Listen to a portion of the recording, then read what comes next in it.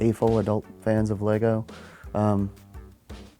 It is kind of a strange thing, because when you describe to people that you are an adult Lego builder, they're not quite sure what to think about that at first. They kind of think, do you build sets, or, you know, how does that work? Then when they get to see the kind of things that you're doing, you kind of see the jaw drop, and they're like, oh, you know, they get it.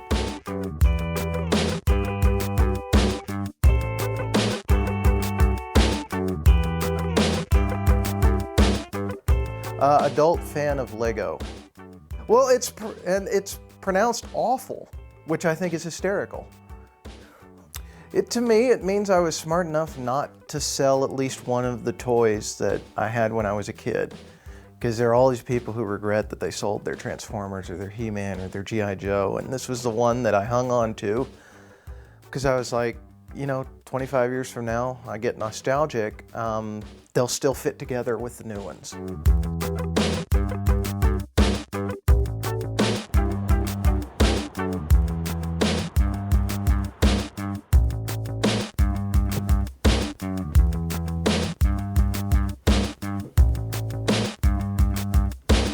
Welcome to my Lego room.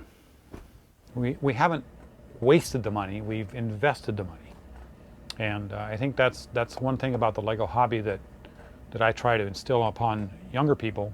And I say, well, we have over 1 million pieces. And they say, how do you get that many pieces? Well, we don't smoke, we don't generally drink, we don't spend money on things that we get nothing from. And that's really where it is. If you're just spending money to spend money, you don't have anything left over. If you spend money to invest, you got something left over. Yeah, I have a rough idea, and it's scary. I'm figuring probably a couple $100,000 over a 35-year period of time. With the last 10 to 15 years, our budget, if you can call it that, has been in the neighborhood of $500 to $1,000 a month.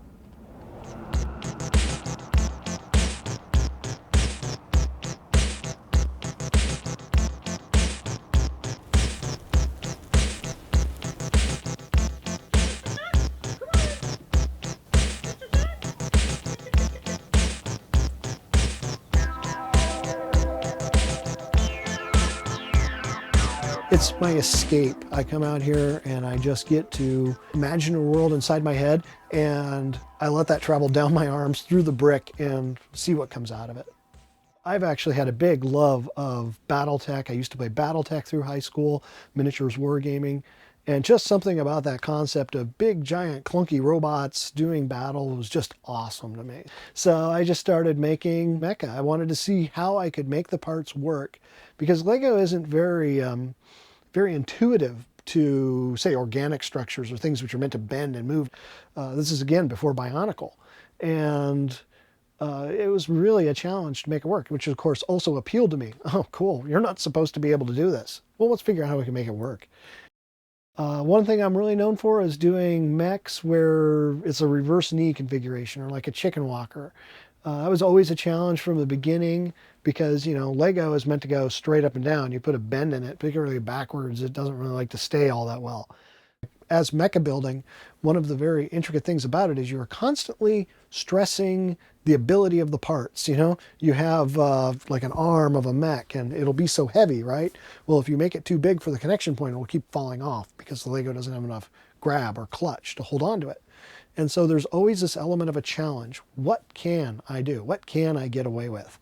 And, you know, you have a vision of what you want to do, and then the next step is, how do you get there? And that's what really does it for me. I'll see something, or I have lots of ideas of things I want to build, and my limitation is the actual brick I do have and the capacity of Lego to get that done. Oh, let's see, no, it's not a kit. No, it's not for sale. No, there's no instructions. Yes, I did it myself.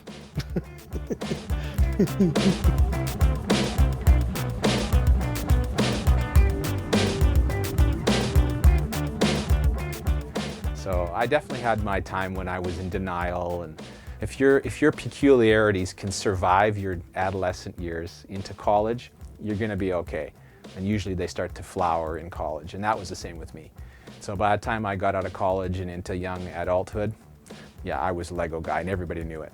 So I was then the guy that, you know, oh, he's into Lego. You want to give him your Lego from your childhood? And it's like, yes. So I collected a few collections like that, and that's when it all started. I'm a Lego certified professional. An LCP is the little designation that we've given it. And all that means is I am a builder and a business person. So I do Lego-based public events. So I am certified by the Lego company to do that and to use the Lego brand. It basically means that I have a business-to-business relationship with the Lego company, but I'm not an employee, and I don't speak for the company, I don't represent the company at all. And that's basically as simple as that.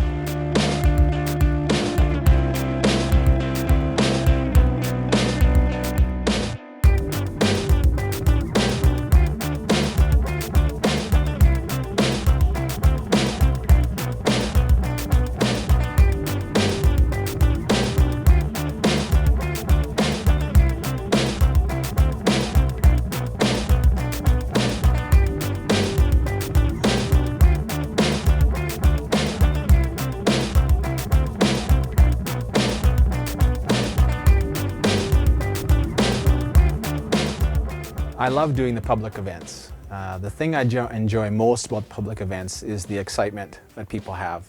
Like I said before, no one really has a negative, or an overly negative, let's say, view of Lego. And for almost everybody, grandparents right down to toddlers, they have a positive memory or specific positive memories about Lego.